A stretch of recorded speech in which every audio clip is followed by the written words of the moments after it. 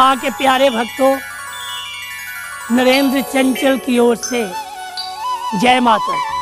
जगत जननी महामाया जगदम्बिका के भक्तों, माँ के दर्शन मात्र से ही मुंह मांगी मुरादें पूरी होती हैं और मोक्ष की प्राप्ति होती है।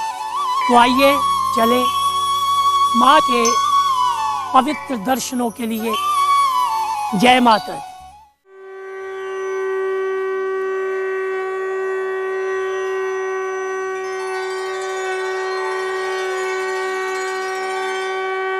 यदा यदा दानवोत्था भविष्यति तदा तदा वैयराह करिष्यामि संशयम्।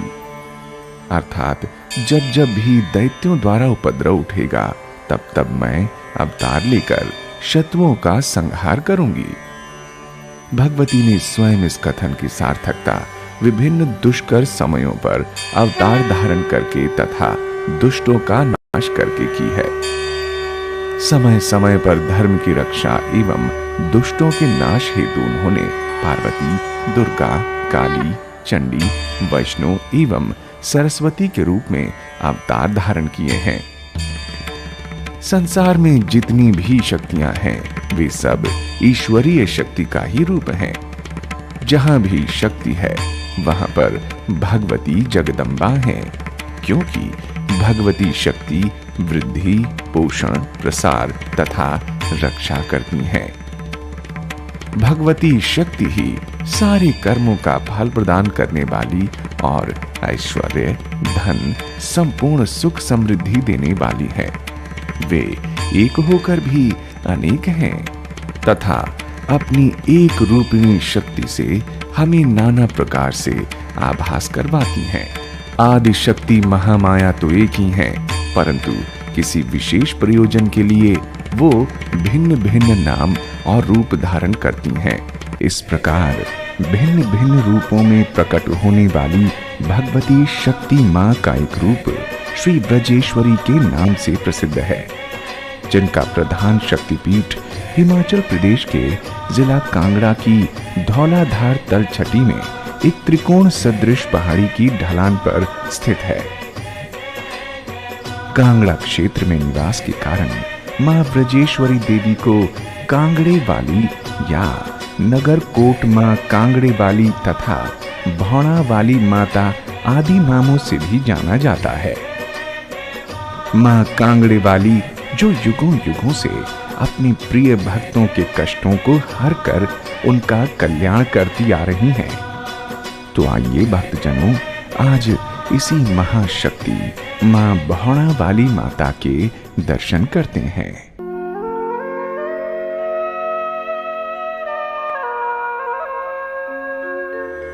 सृष्टि के उन्मुख होने से लेकर पुनः अपने निमित्त में लीन होने वाली शक्ति का नाम ही शिव है।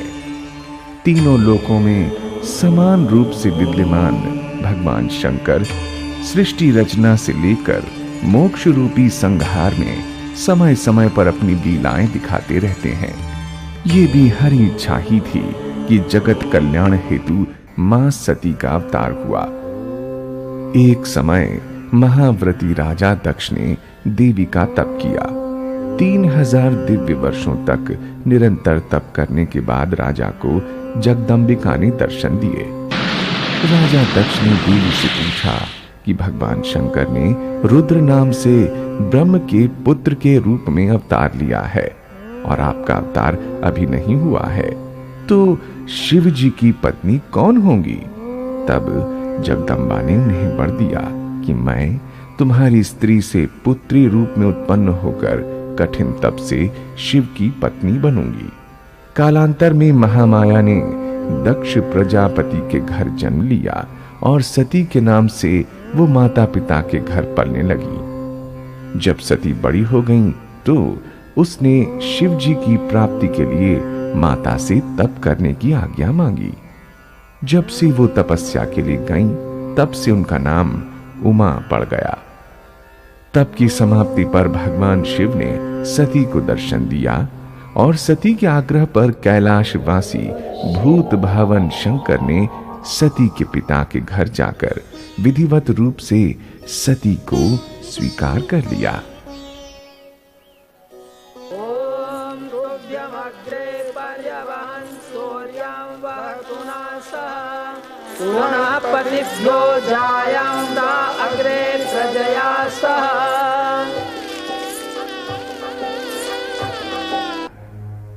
एक समय देवसभा में दक्ष प्रजापति के आगमन पर जब भगवान शंकर उठकर खड़े नहीं हुए तो महाराज दक्ष ने रुष्ट होकर कहा कि सांसारिक संबंध में इसने मेरे पुत्र समान होते हुए भी मुझे प्रणाम नहीं किया, अतः हे देवताओं मैं इसे बहिष्कृत करता हूं।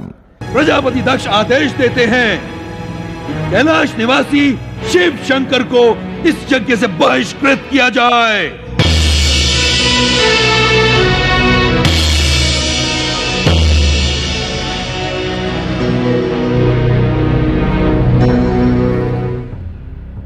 आज से ये देवताओं के साथ किसी भी सभा में भाग नहीं ले पाएगा।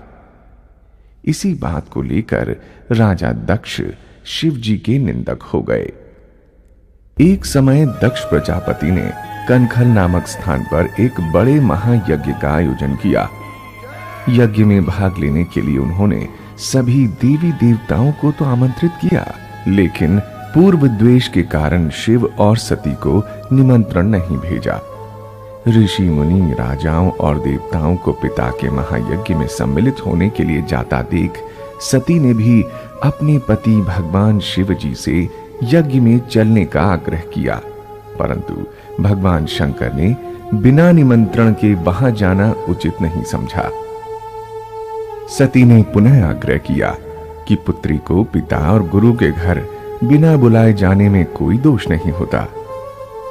अतः शिव जी ने सती के बार बार आग्रह करने पर सती को वहां जाने की आज्ञा दे दी, परंतु स्वयं वहां नहीं गए।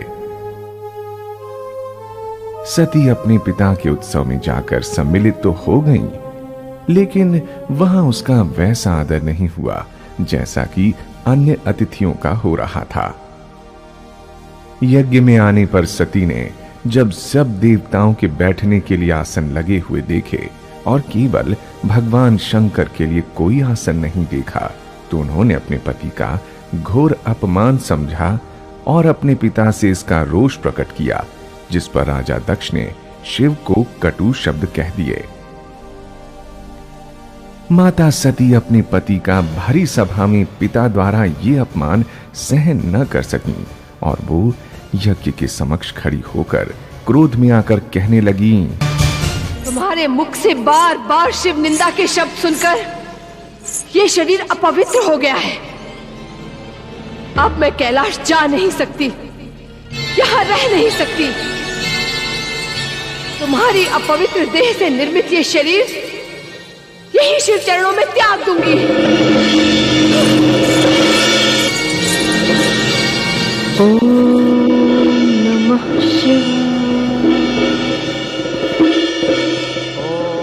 और इतना कहकर माता सती ने यज्ञ कुंड में कूदकर अपने प्राणों की आहुति दे दी। यज्ञ में हाहाकार मच गया।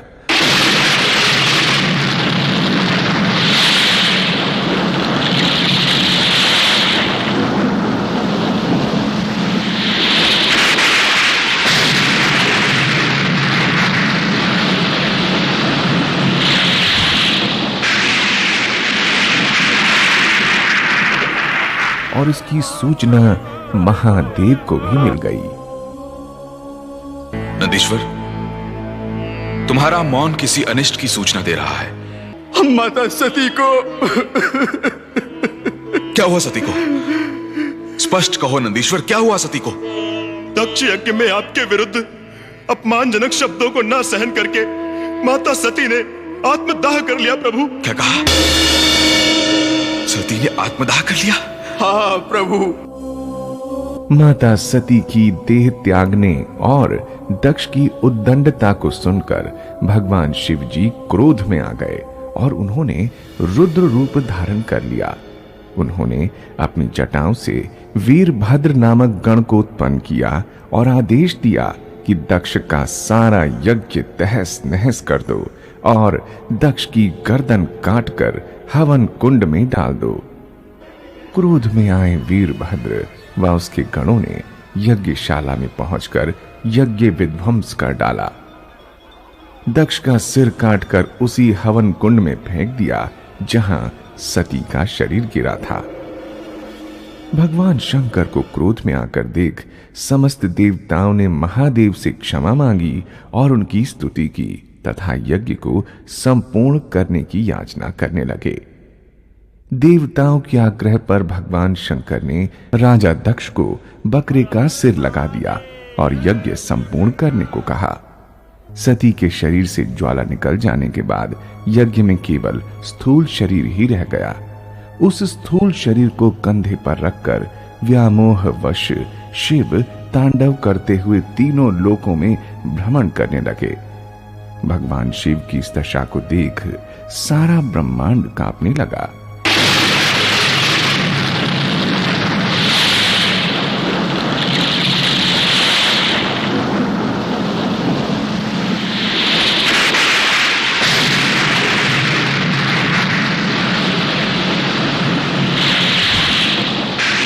सारी सृष्टि नष्ट होने लगी और ये देखकर सभी देवी देवता घबराने लगे और भगवान श्री विष्णु जी के पास जा पहुंचे।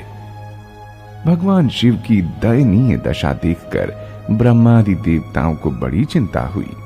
भगवान शिव के मोह एवं तांडव नृत्य के दुष्परिणामों को ध्यान में रखते हुए शिव जी का मोह दूर करने के लिए सती की देह को उनसे दूर करना आवश्यक समझा गया। इसलिए भगवान विष्णु ने सुदर्शन चक्र से सती के शरीर को खंड खंड कर दिया। इस प्रकार सुदर्शन चक्र से भगवान विष्णु ने सती शरीर के 51 टुकड़े किए और 51 विभिन्न विभिन्न स्थानों पर सती के अंग प्रत्यंग गिरे। वहीं शक्तिपीठ बन गए और इन 51 स्थानों पर स्वयं भोलेनाथ भी किसी न किसी रूप में स्थापित हो गए। और महादेव ने स्वयं कहा कि इन स्थानों पर भगवान शिव की भक्ति भाव से आराधना करने पर कुछ भी दुर्लभ नहीं होगा, क्योंकि इन स्थानों पर देवी का साक्षात निवास रहेगा। इन स्थानों को 51 शक्तिपीठ माना जाता है, जिनमें मां व्रजेश्वरी देवी धाम भी एक प्रमुख शक्तिपीठ है। ऐसा माना जाता है कि इस स्थान पर सती के वक्ष स्थल गिरे थे तथा वज्र के समान कठोर हुए। इसी प्रकार हिमाचल प्रदेश में सती के चरण गिरने से चिंतपूर्णी देवी शक्तिपीठ, ज्वालामुखी में जिपा गिरने से ज्वाला जी, नयन गिरने से नयना देवी, जंघा गिरने से जयंती देवी, कलकत्ता में दाएं चरण की उंगलियां गिरने से महाकाली, हाथ गिरने से हिंगलाज देवी, सहारनपुर में शीश गिरने से शाकुंभरी देवी, कुरुक्षेत्र में कुल्फ गिरने से भद्रकाली, मणि माजरा के निकट मस्तिष्क का अग्रभाग गिरने से मनसा देवी, असम में कोख गिरने से कामाख्या देवी और चामुंडा में कपाल गिरने से चामुंडा देवी आदि शक्तिपीठ देश के लाखों भक्तों के लिए पूजा स्थल बन गए हैं। पति के अपमान से दुखी अपना शरीर त्याग करने के बाद फिर उन्हीं महादेव शंकर से विवाह करने के अभिप्राय से उन्होंने राजा हिमाचल के घर में जन्म लिया। राजा हिमाचल की पत्नी का नाम मेनका था। मेनका सद्गुणी और अत्यंत रूपवान थी। माता मेनका के घर जन्म लेकर और अपनी माता के समान शरीर का वर्ण उज्जवल होने से उन्हें गौरी तथा पर्वतराज की कन्या होने के कारण पार्वती भी कहते थे। शिव जी को अपने पति के रूप में पाने के लिए इस जन्म में भी पार्वती को कठिन तपस्या करनी पड़ी। आखिरकार 3000 वर्षों की घोर तपस्या के बाद शिव जी का आसन डोला और उन्होंने पार्वती को दर्शन दिए। फिर देवताओं के आग्रह पर उनसे विवाह भी किया। इस प्रकार सती एक बार फिर पार्वती के रूप में अपने स्वामी महादेव की अर्धांगिनी बनी और तीनों लोगों को पुनः एक बार उन दोनों की छत्र छाया मिली। आज भी वो जगत जननी आदि शक्ति के रूप में विश्व भर में पूजी जाती हैं।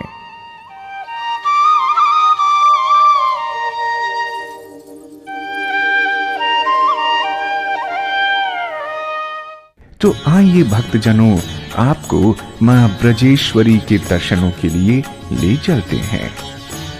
सर्वशक्तिमान मां ब्रजेश्वरी देवी का धाम देवभूमि हिमाचल प्रदेश जिला व तहसील कांगड़ा में पड़ता है। प्राचीन काल से ही हिमाचल प्रदेश प्रायः सभी देवी देवताओं का प्रिय स्थल रहा है। देवभूमि हिमाचल प्रदेश देवी देवताओं का निवास स्थान, ऋषि मुनियों की तपोभूमि व रमणीक मनमोहने वाली वादियों का स्थान रहा है। आज इस पावन प्रदेश के ऐतिहासिक, धार्मिक एवं सांस्कृतिक महत्व के तीर्थ स्थल न केवल भारत बल्कि देश विदेशों के लाखों तीर्थ यात्रियों, इतिहासवेत्ताओं एवं पर्यटकों को वर्ष भर अपनी ओर आकर्षित करते रहते हैं। हिमाचल प्रदेश में जहां एक ओर शिव भक्तों के लिए शिवालय, राम श्याम भक्तों के लिए पवित्र मंदिर एवं सिख मुस्लिम समुदाय के लोगों के लिए गुरुद्वारे, मस्जिदें पूजा के स्थल हैं, वहीं दूसरी ओर माता के भक्तों के लिए नैना देवी, चिंतपूर्णी, ब्रजेश्वरी देवी, चामुंडा देवी एवं ज्वाला देवी आदि पौराणिक महत्व के शक्तिपीठ हैं।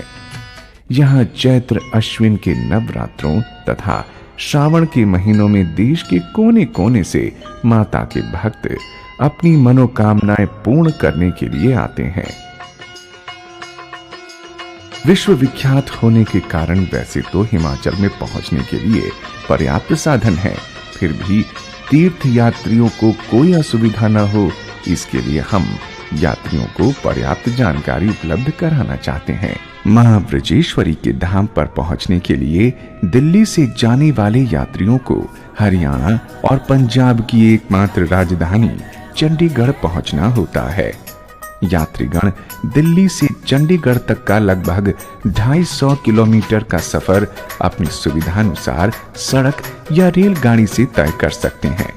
वैसे दोनों ही साधन सफर के लिए पर्याप्त मात्रा में उपलब्ध हैं।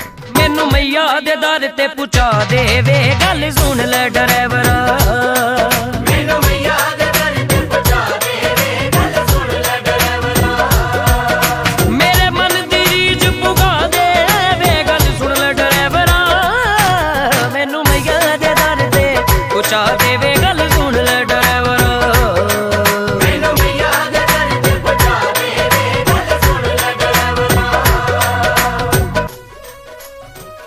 वैसे दिल्ली से चंडीगढ़ के लिए हवाई सेवा भी उपलब्ध है। यात्रीगण इस अतिरिक्त सुविधा का भी लाभ उठा सकते हैं। चंडीगढ़ अंतर्राज्यीय बस संस्थान से मां ब्रजेश्वरी जी के धाम के लिए पर्याप्त मात्रा में यातायात के साधन उपलब्ध हैं। श्रद्धालुगण बस सेवा या निजी वाहनों से मां ब्रजेश्वरी देवी के लिए रवाना हो सकते हैं। चंडीगढ़ शहर मां चंडी के नाम से विश्व विख्यात है। चंडीगढ़ से लगभग 9 किलोमीटर दूर मनीमाजरा के पास विश्व प्रसिद्ध शक्तिपीठ मां मनसा देवी को समर्पित है, जो कि देश के 51 शक्तिपीठों में अपना एक महत्वपूर्ण स्थान रखता है।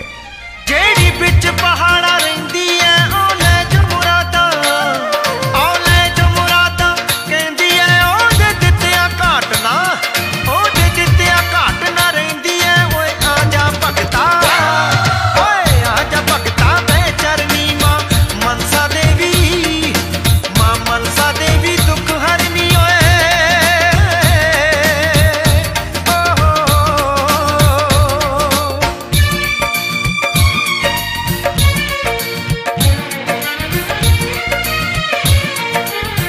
जहां पर भारी मात्रा में श्रद्धालु गण मां के दर्शन करके अपनी मनोकामनाएं पूर्ण करते हैं। चंडीगढ़ से आगे यात्री गणों को देवभूमि हिमाचल प्रदेश के प्रवेश द्वार ऊना पहुंचना होता है।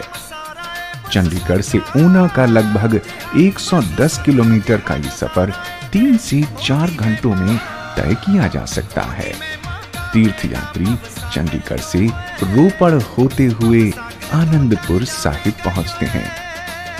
आनंदपुर साहिब का यह ऐतिहासिक गुरुद्वारा सिखों के 10वें गुरु गोविंद सिंह जी को समर्पित है।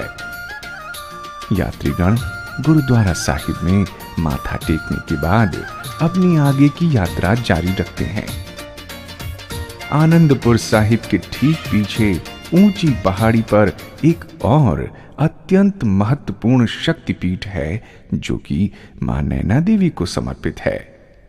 आनंदपुर साहिब से नैना देवी का लगभग 20 किलोमीटर का सफर 1 से 2 घंटे में तय किया जा सकता है। मां के भक्त मां नैना देवी के चरणों में अपनी मनोकामनाएं पूर्ण करने के लिए देश के कोने कोने से मां के दर्शन के लिए यहाँ आते रहते हैं। शिव शक्ति दे नैन के सारे नैना देवी कहन के सजदा उच्चा है दरबार नैना देवी दा। माता नैना देवी दा, माता नैना देवी दा, जी शक्ति दा अवतार नैना देवी दा। माता नैना देवी दा, माता नैना देवी दा, कर लो भगता दीदार नैना देवी दा। माता नैना देवी दा, दर्शन नैना देवी दा। आनंदपुर साहिब से यात्रीगण लगभग 1 घंटे का सफर तय करने के बाद पहुंचते हैं हिमाचल के प्रवेश द्वार मैहतपुर में, जहां से ऊना की दूरी लगभग 11 किलोमीटर है और मां ब्रजेश्वरी का धाम लगभग 120 किलोमीटर है। मैहतपुर से आगे यात्रीगण ऊना पहुंचते हैं, जहां से मां ब्रजेश्वरी धाम के लिए यातायात के पर्याप्त साधन हैं। पुरानी दिल्ली रेलवे स्टेशन से ऊना शहर तक रेल द्वारा भी सफर तय किया जा सकता है। ऊना से आगे यात्रियों को केवल सड़क द्वारा ही सफर करना होता है। ऊना से आगे यात्रीगण अंब नामक कस्बे से गुजरते हुए पंजाब के सीमावर्ती कस्बे मुबारिक चौक पहुंचते हैं। अमृतसर, लुधियाना, जालंधर तथा पंजाब के अन्य क्षेत्रों से आने वाले श्रद्धालुओं को भी होशियारपुर तथा गगरेट होते हुए मुबारिक चौक पहुंचना होता है। मुबारिक चौक से आगे यात्रीगण देहरा गोपीपुर का मार्ग चुनते हैं। लगभग 16 किलोमीटर का सफर तय करने के बाद यात्रीगण भरवाई नामक स्थान पर पहुंचते हैं, जहां से 3 किलोमीटर की दूरी पर एक और विश्व प्रसिद्ध शक्ति पीठ स्थल पड़ता है।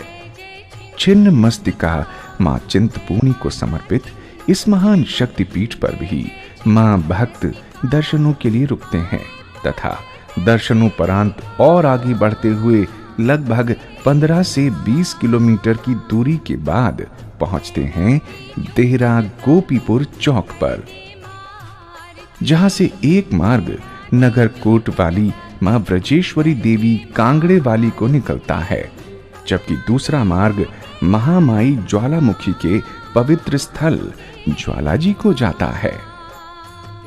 अधिकांश श्रद्धालु गण मां ज्वालाजी धाम में माथा टेकते हुए मां से आशीर्वाद प्राप्त कर कांगड़ा के लिए रवाना होते हैं, परंतु समय या अपनी सुविधा के चलते कुछ यात्रीगण सीधे मां कांगड़ा के धाम के लिए भी रवाना होते हैं।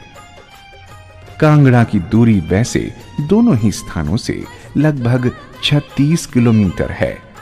देहरा कांगड़ा मार्ग पर ही बनखंडी के पास सिद्ध पीठ मां बगलामुखी का धाम भी पड़ता है।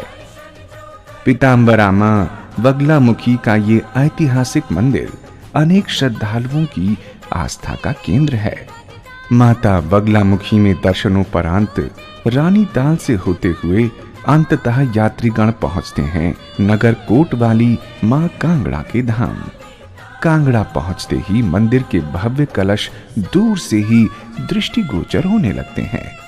मां के प्रिय भक्तों, मां भौड़ा वाली के दरबार कांगड़ा में आपका हार्दिक स्वागत है।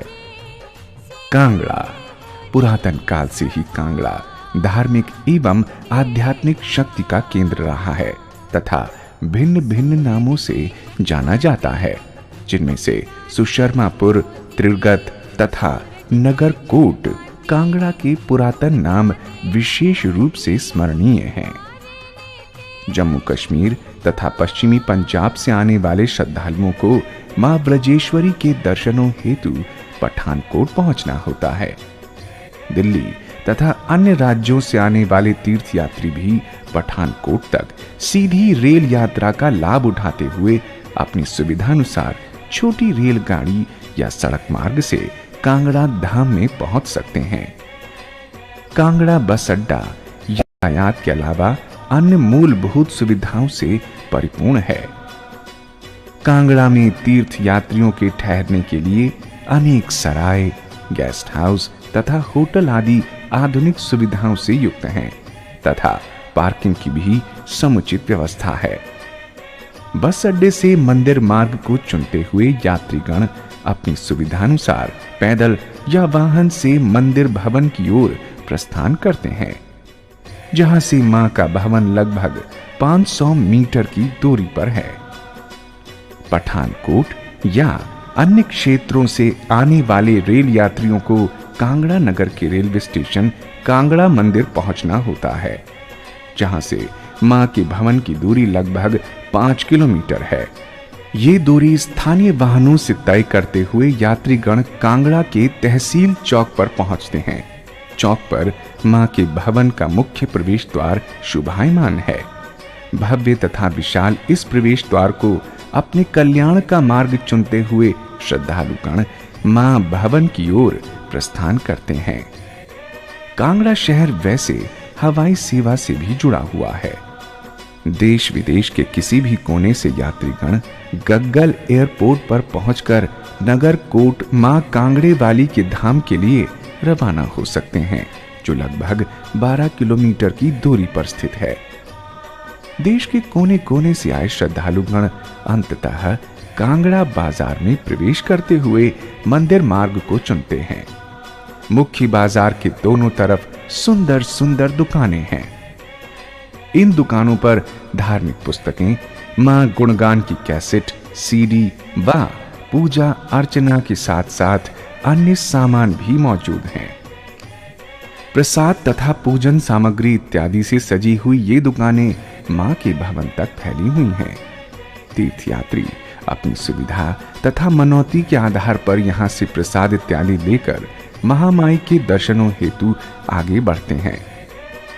रास्ते में ही पड़ता है ये लक्ष्मी नारायण मंदिर। मंदिर के प्रांगण में गणेश तथा बजरंग बली की मूर्तियां विराजमान हैं। श्रद्धालुगण यहां नतमस्तक होकर मंदिर मार्ग की सीढ़ियां चढ़ते हुए आगे बढ़ते हैं। वैसे तो वर्ष भर यात्रीगण दूर दूर से मां ब्रजेश्वरी देवी के दर्शनों हेतु आते रहते हैं, परंतु श्रवण, अश्विन तथा चैत्र मास में इस स्थान पर विशेष मेला लगता है।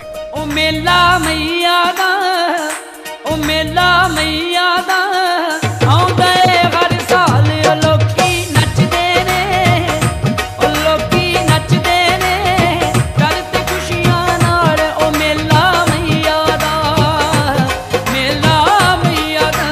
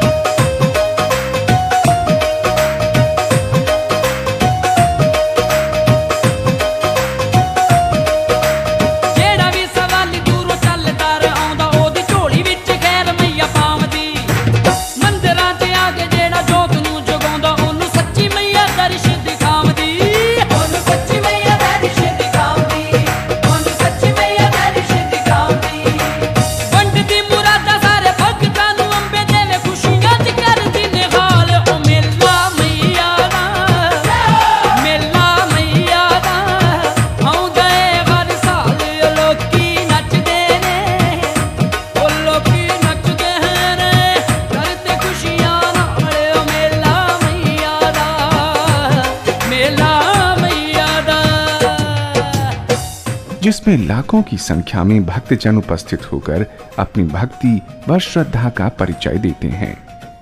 यात्रियों के अनेक जत्थे बड़ी श्रद्धा से भेंटें गाते हुए बहुमूल्य झंडा, चुनरी आदि लेकर मां के भवन की ओर प्रस्थान करते हैं और अंततः पहुंचते हैं मंदिर के मुख्य प्रवेश द्वार पर। मंदिर परिसर का ये मुख्य द्वार बहुत ही विशाल ड्योढ़ीनुमा द्वार है, जिस पर सुंदर नक्काशी की एक झलक देखने को मिलती है। द्वार के दोनों ओर गणेश तथा लांगुर वीर आदि की मूर्तियां स्थापित की गई हैं।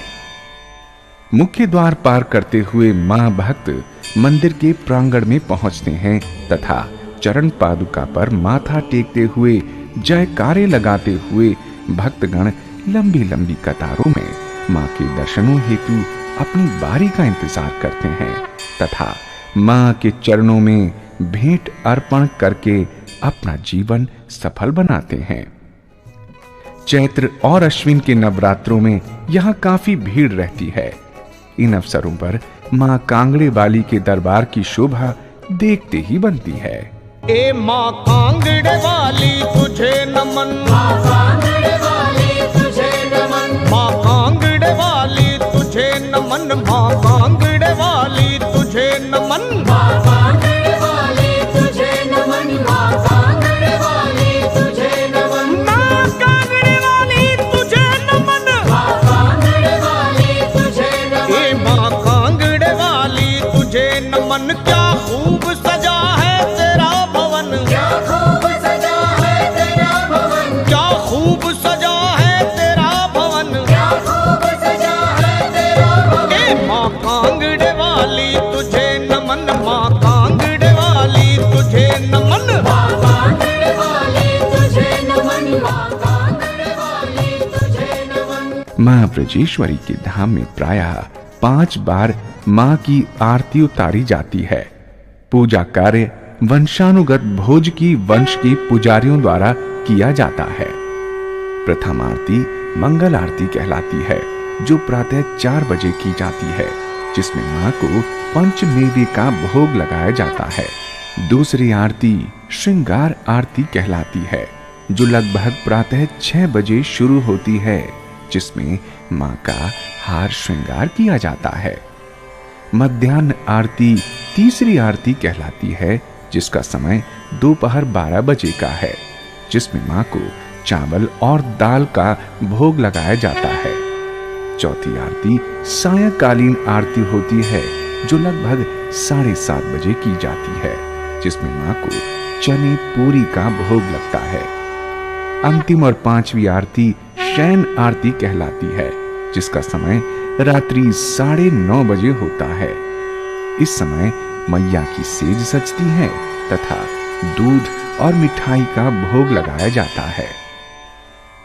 भोर 4 बजे से ही मंदिर के मुख्य द्वार के बाहर भक्तजन माता के दर्शनों के लिए इकट्ठा होना शुरू हो जाते हैं, मानो कह रहे हों कि मैया अब जाग जाओ, भोर हो गई है।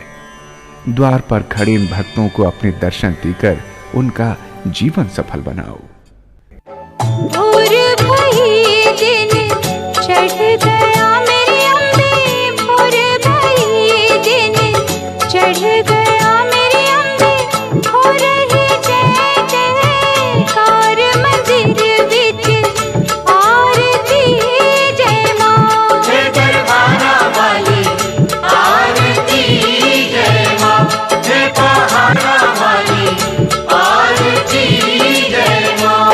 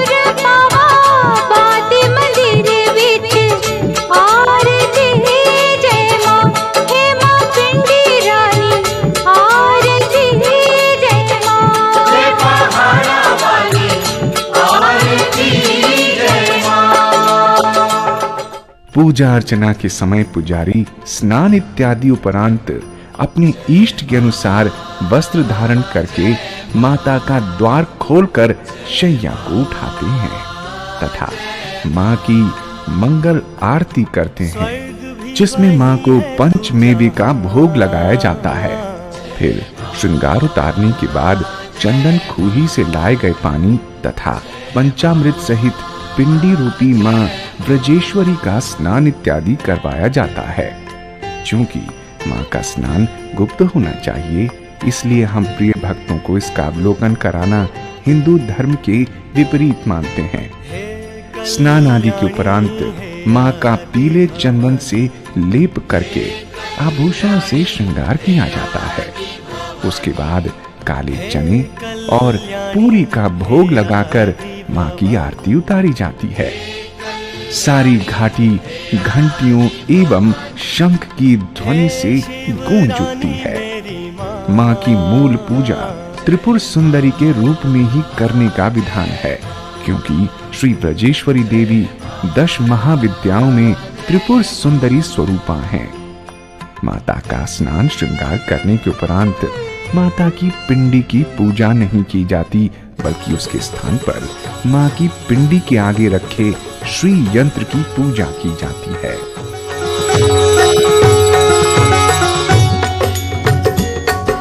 जय अम्बे गौरी मैया, जय श्यामा गौरी, तुमको निस दिन ध्यावत, तुमको निस दिन ध्यावत, हरि ब्रह्मा शिवरी। ओम जय अम्बे गौरी,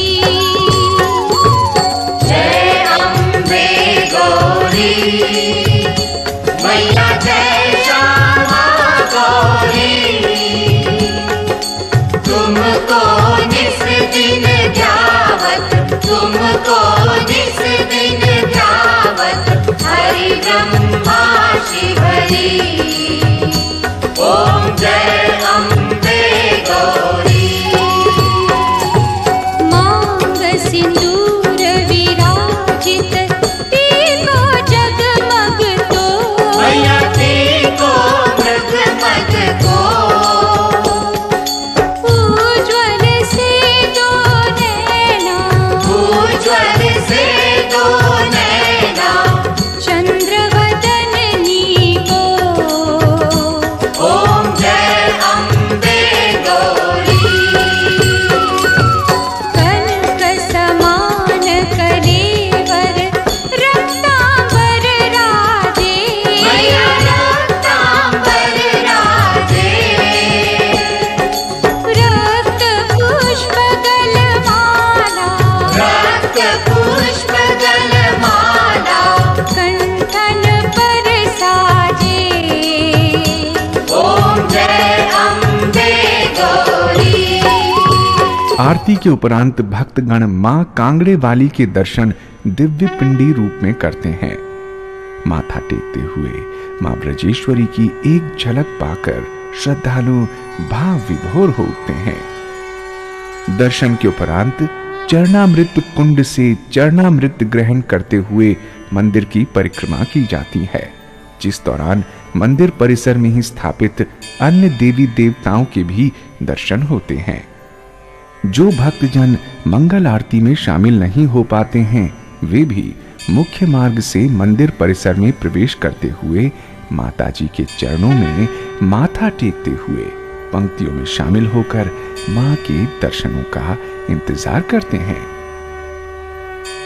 हिमाचल प्रदेश के जिला कांगड़ा की धौलाधार पर्वतों की गोद में 1800 फुट की ऊंचाई पर बसा मां ब्रजेश्वरी को समर्पित ये मंदिर अपने आप में अद्भुत कारीगरी का अनूठा नमूना है। ऊंचाई पर स्थापित होने के कारण मां का ये सुंदर भवन दूर दूर से नजर आता है। मूल मंदिर शिखर शैली से बना है। गुंबदीय मंडप से निर्मित इस मंदिर के अधिकांश गुंबद सोने से जड़ित हैं, जिनकी शोभा बस देखते ही बनती है। मंदिर भाग मुख्यतः 3 गुंबदीय मंडपों से निर्मित है।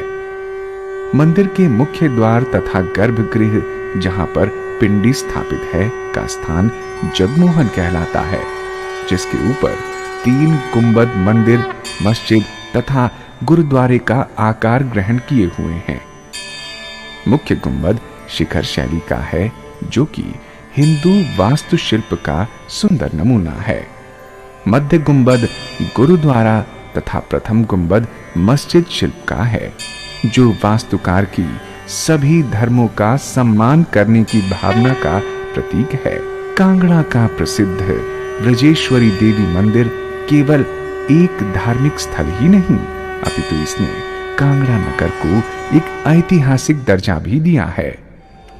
ब्रजेश्वरी देवी के मूल मंदिर की स्थापना किसके द्वारा की गई, इसका कोई प्रामाणिक तथ्य नहीं है, परंतु इतिहासकार इसे स्वर्ण मंदिर का नाम भी देते हैं। अपार धन संपत्ति होने के कारण सन 1009 में महमूद गजनवी ने मंदिर पर आक्रमण करके इसे लूटा था, जिसमें वो 7 लाख सोने की मोहरें, 10 क्विंटल सोने की प्लेटें, 3000 किलो सोने की ईंटें, 30,000 किलो चांदी, 300 किलो हीरे, 25 गज लंबा, 20 गज चौड़ा चांदी का घर, सोने चांदी के 2 बड़े खंबे तथा अपार आभूषण आदि लूटने में सफल रहा। इसके बाद भी कई बार इस मंदिर में लूटपाट हुई। सन 1337 में मोहम्मद तुगलक, 1365 ईस्वी में फिरोज शाह तुगलक तथा 1540 ईस्वी में शेर शाह सूरी ने इस मंदिर को लूट लिया। इतिहास के कई उतार चढ़ाव देखने वाला ये मंदिर 20वीं सदी के प्रथम दशक 4 अप्रैल 1905 को समूचे कांगड़ा क्षेत्र में आए भीषण भूकंप की चपेट में पूर्ण रूप से ध्वस्त हो गया। नगरकोट का प्रसिद्ध किला, जिस पर विजय प्राप्त करने के लिए आक्रमणकारियों की होड़ लगी रहती थी, तथा कोट कांगड़ा का प्रसिद्ध स्वर्ण मंदिर भूकंप से कुछ ही क्षणों में धराशायी हो गए। 4 अप्रैल 1905 का ये दिन कांगड़ा घाटी के निवासियों के लिए अत्यंत दुर्भाग्यपूर्ण तथा दुखदायी साबित हुआ। भूकंप से असंख्य प्राणियों के साथ साथ कांगड़े का किला व मंदिर पूर्ण रूप से ध्वस्त हो गए। 10 दिसंबर 1908 को कांगड़ा टेम्पल रेस्टोरेशन कमेटी के गठन के उपरांत मंदिर के निर्माण का कार्य पुनः शुरू किया गया। अंततः सन 1930 में वर्तमान मंदिर पुनः बनकर तैयार हुआ, जिसे देखकर लगा मानो अतीत पुनः अपने वर्तमान में लौट आया हो। कांगड़ा का गौरव कहे जाने वाला मां ब्रजेश्वरी का ये भव्य मंदिर पुनः उनकी आस्था तथा भक्ति का केंद्र बन गया। मंदिर परिसर में चरण पादुका के ठीक सामने प्रवेश द्वार पर बाईं ओर महामृत्युंजय, महाशिव तथा दाईं ओर नारायण भगवान व गरुड़ आदि की मूर्तियां स्थापित हैं। द्वार पर ही घंटियां आदि भी बंधी हुई हैं, जिनका उपयोग आरती के समय विशेष रूप से किया जाता है। मंदिर मंडप में प्रवेश द्वार के आगे जगमोहन में प्राचीन काल से धर्मशिला का चौतड़ा है, जहां पर मां के वाहन सिंह स्थापित किए गए हैं। धर्म व न्याय का प्रतीक चिन्ह ये धर्म चौतड़ा प्राचीन समय में उसी तरह प्रयोग किया जाता था जैसे कि आज के समय में न्यायालय में गीता का उपयोग होता है। धर्मशिला से आगे चांदी जड़ित गर्भगृह के किवाड़ हैं, जिन पर सुंदर नक्काशी द्वारा देवी देवताओं आदि के चित्र बने हुए हैं, जिनके ठीक सामने चांदी की पालकी में छत्रों की सुंदर छाया में मां ब्रजेश्वरी के दर्शन पिंडी रूप में होते हैं, जो सदा फूलों एवं वस्त्राभूषणों से सुसज्जित रहती हैं। मैं कांगड़ा से पुजारी अनिल कुमार शर्मा आपका स्वागत करता हूँ। ये शक्तिपीठ चंद्रपीठ है।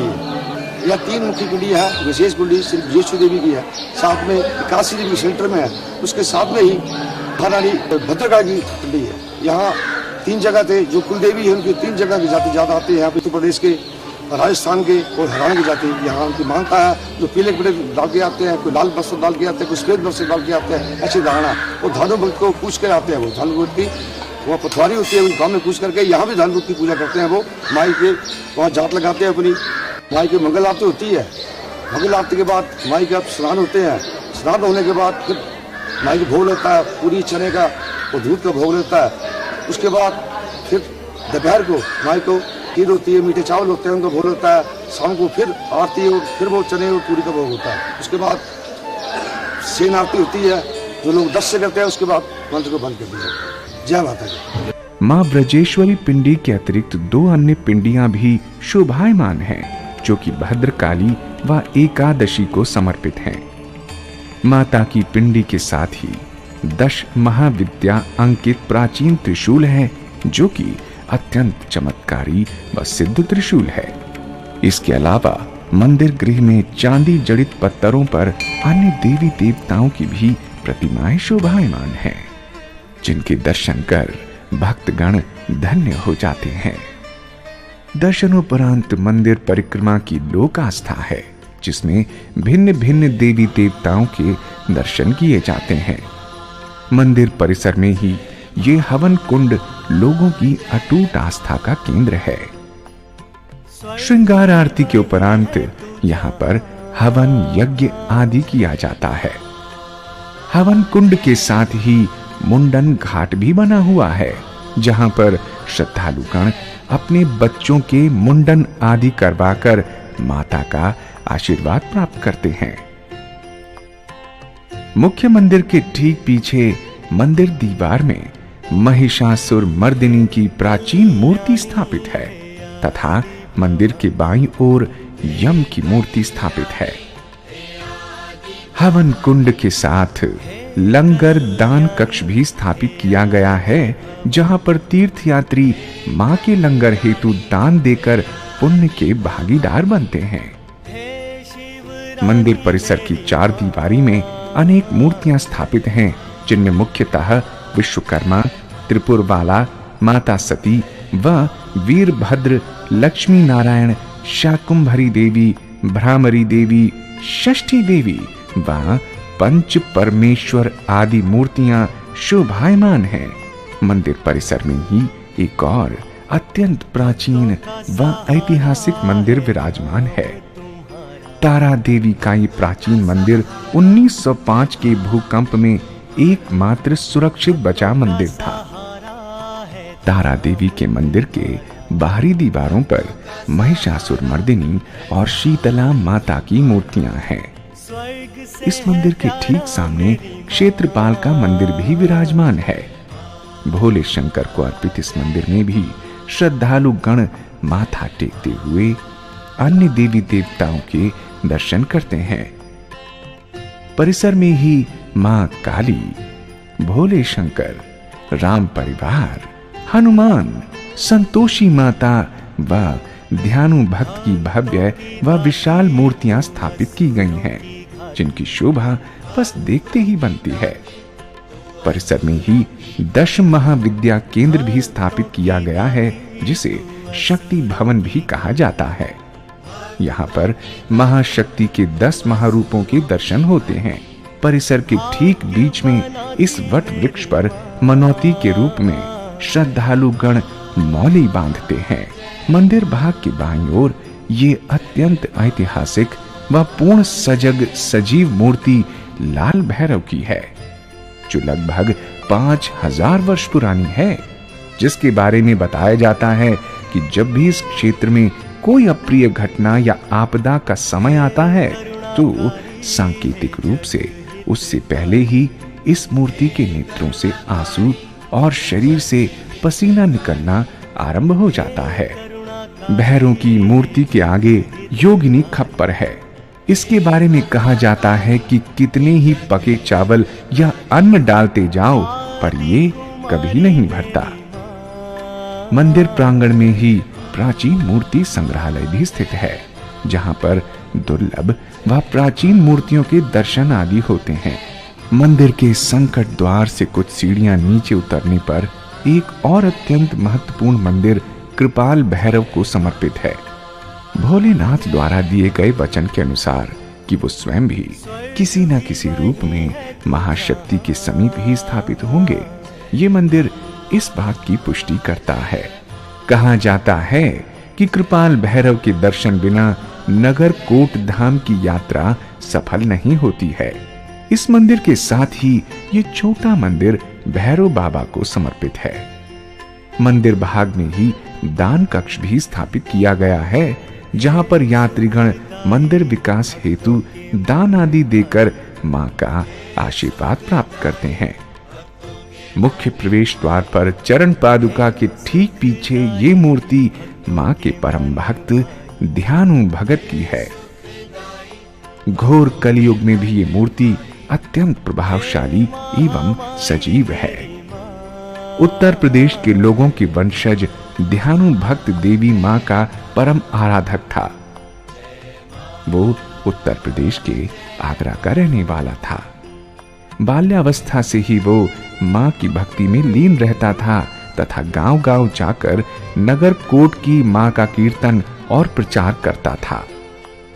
ध्यानु भक्त पीले कपड़े पहनकर माता ब्रजेश्वरी की यात्रा पर आता था। कहते हैं कि ध्यानु ने माता को प्रसन्न व दर्शन देने की अभिलाषा के चलते कई बार अपना शीश काटकर मां को अर्पित किया था तथा मां ने प्रसन्न होकर ध्यानु को आशीर्वाद दिया था। कालांतर में उत्तर प्रदेश की सारी ब्रजभूमि, मथुरा, झांसी व भरतपुर आदि स्थान के लोग माता के आराधक बन गए। ये पीले कपड़े पहनकर टोलियों में माता की यात्रा पर आने लगे। ध्यानु भगत द्वारा चलाई गई इस परंपरा में ब्रजभूमि से पीले कपड़े धारण कर अनन्य श्रद्धा से जब श्रद्धालु आने लगे तो इसका नाम ब्रजेश्वरी हुआ। ब्रजभूमि की ईश्वरी ब्रज ईश्वरी अर्थात ब्रज की देवी। यात्रा पर निकलने से पूर्व वहां का पुजारी या गुरु टोली के लोगों को हल्दी का निशान अपने हाथ के पंजे से पीठ पर नीचे की ओर लगाता है तथा जब वे मां के दर्शन करके वापस लौटते हैं तो यहाँ का पुरोहित या पंडा सबकी पीठ पर अपने दाहिने हाथ के पंजे का निशान पीठ पर ऊपर की ओर आशीर्वाद के रूप में लगा देता है, जो उनकी यात्रा की सफलता का संकेत माना जाता है। ध्यानु भक्त की यात्रा परंपरा को आज भी संजोए हुए लाखों की संख्या में पीले वस्त्र धारण किए ये तीर्थयात्री अपनी आराध्य कुल देवी मां ब्रजेश्वरी के दर्शनार्थ देश के कोने कोने से कांगड़ा धाम में पहुंचकर अटूट आस्था का परिचय देते हैं। कांगड़ा एक ऐसा ऐतिहासिक व धार्मिक देव स्थल जो जालंधर पीठ का केंद्र बिंदु माना जाता है। कांगड़ा के नामकरण में जालंधर का प्रसंग महत्वपूर्ण है। जालंधर दैत्य सागर का पोषित पुत्र था। जब जालंधर दैत्य ने देवलोक में बहुत उत्पात मचाया तो देवताओं के अनुरोध पर देवी भगवती ने इस दैत्य का वध किया और इसका सर गड्ढे में दबा दिया। कंग यानी सिर, गणित यानी गाड़ दिया और इस प्रकार कांगड़ा शब्द की निष्पत्ति हुई। कांगड़ा काली धारा मैया जी तैं बैकुंठ बनाया। ये कांगड़ा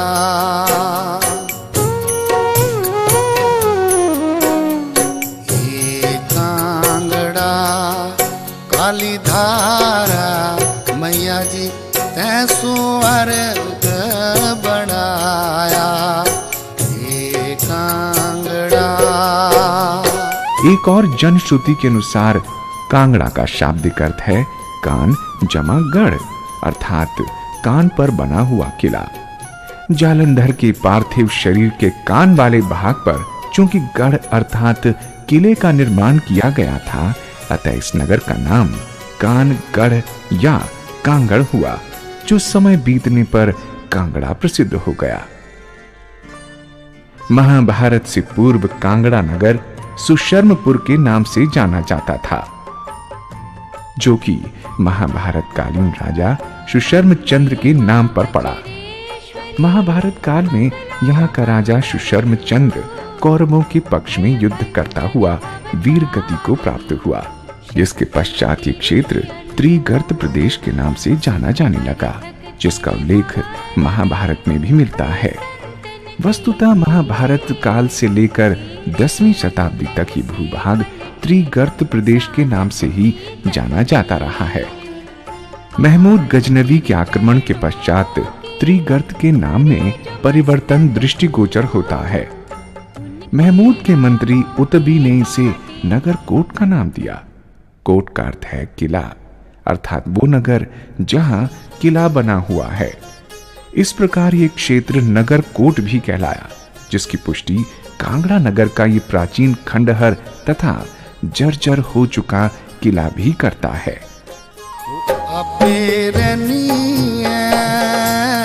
कोट कांगड़ा वो दोनों नदियां हाट बजारियां,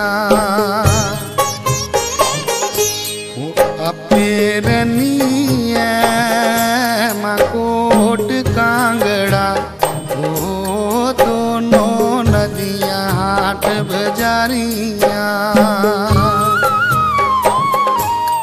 आद कुंवारी वो नाम देविया, वो नाम तुम्हारा दुर्गे लइए ना। इतिहास के कई उतार चढ़ाव देख चुका तथा कांगड़ा का गौरव कहे जाने वाला ये किला पुरातत्व विभाग के संरक्षण में अपने अतीत को संजोए हुए आज भी बड़ी शान से खड़ा है। नगर कांगड़ा को लोक भाषा में भौण भी कहा जाता है। भौण यानी भवन का अपभ्रंश, जिसका अभिप्राय माता के भवन से है।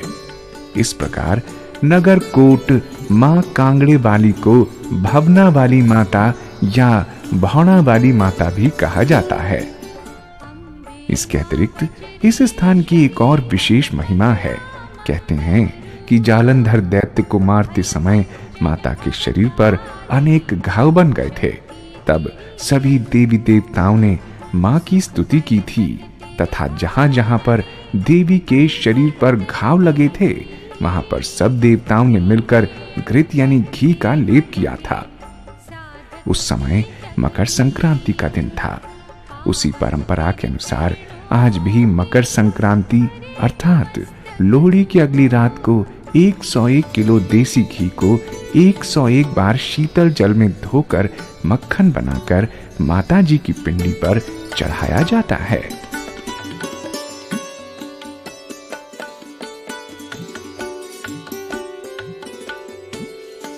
इस घी के ऊपर नाना प्रकार के मेवे और फल मेवों की मालाएं सुसज्जित की जाती हैं।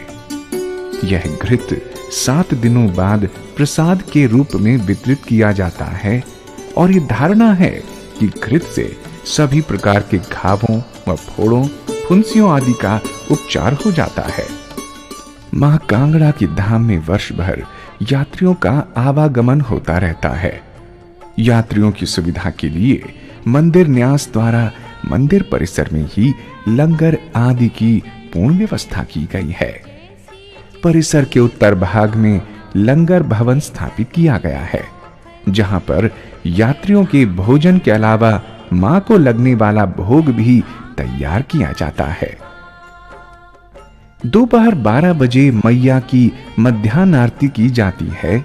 तीसरी इस आरती के समय श्रद्धालुगण मंदिर परिसर में एकत्रित होना शुरू कर देते हैं। इस अवसर पर मां को राजभोग लगता है। मंदिर कुछ देर के लिए बंद कर दिया जाता है, चूंकि भोग प्रक्रिया गुप्त होती है। संपूर्ण वातावरण शंख ध्वनि तथा घंटियों से गूंज उठता है। भोग आरती के उपरांत लंगर भवन में खाना परोसने का कार्य शुरू होता है, जिसमें सैकड़ों आदमी बड़े प्रेम से मां का लंगर ग्रहण करते हैं। श्री ब्रजेश्वरी धाम कांगड़ा में अनेक पौराणिक एवं धार्मिक महत्व के दर्शनीय स्थल हैं। मुख्य मंदिर से लगभग 1 किलोमीटर की दूरी पर ये प्राचीन वीरभद्र शंकर का मंदिर है, शिव के गण वीरभद्र के नाम पर इस मंदिर में शिवलिंग के स्थान पर स्वयंभू पिंडी के दर्शन होते हैं। यहाँ वीरभद्र व महाकाल शिव साक्षात विराजमान हैं। यहाँ पर पूजा, भक्ति व दान पुण्य करने से जीवन में सुख समृद्धि आती है। वीरभद्र मंदिर के पास ही कुरुक्षेत्र कुंड है। यहाँ पर स्नान करने से वही फल प्राप्त होता है जो कुरुक्षेत्र के ब्रह्म सरोवर में स्नान करने से होता है तथा पितरों का उद्धार होता है। वीरभद्र मंदिर के ठीक पीछे की तरफ स्थित है ये अर्धगया तीर्थ। माना जाता है कि पितरों की मुक्ति के लिए बिहार के गया तीर्थ पर पिंडदान से भी जिसे मुक्ति नहीं मिलती है, उसे यहाँ जालंधर पीठ में स्थित इस अर्धगया तीर्थ पर पिंडदान से मुक्ति मिल जाती है। बाबा वीरभद्र शंकर मंदिर से कुछ दूर आगे गुप्त गंगा की जलधारा और सरोवर है। ये बहुत ही रमणीय स्थल है। लोग नित्य प्रति यहाँ स्नान करने के लिए आते हैं। यहाँ यात्रियों के ठहरने हेतु धर्मशालाओं का निर्माण आदि भी किया गया है।